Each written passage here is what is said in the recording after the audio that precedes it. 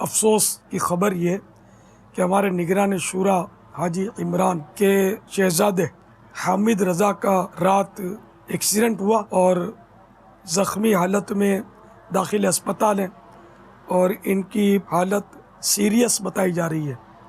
दिमागी चोटें आई हैं।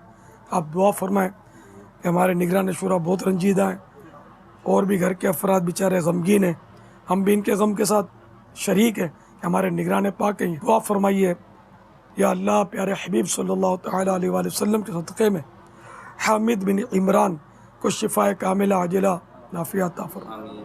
इलाही आलमीन ये सेहतमंद होकर घर लौट आए। इनकी छोटी छोटी बहनें भी बेचारी रो रही थी और घर में एक सफ़े मातम बिछी हुई है। बहुत रंजीदा हैं ये लोग। अल्लाह इनकी खुशियाँ लौट आए कि ये तंदुरुस्त होकर घर आ जाए। शिफाए कुल्ली अता फरमा। या अल्लाह हमारे दूसरे जो भी मुसलमान मरीज़ हैं इन पर भी रहमत की नज़र फरमा दे। सब पर रहमत की नज़र फरमा। हम सब पर करम की नज़र फरमा। हमारे गुनाहों के अमराज भी दूर फरमा। हम सब की हिफाजत फरमा। जानो माल इज़्ज़त व आबरू और दीन व ईमान महफूज फरमा। आमीन। बिजाहिन नबील अमीन सल्लल्लाहु तआला अलैहि वसल्लम।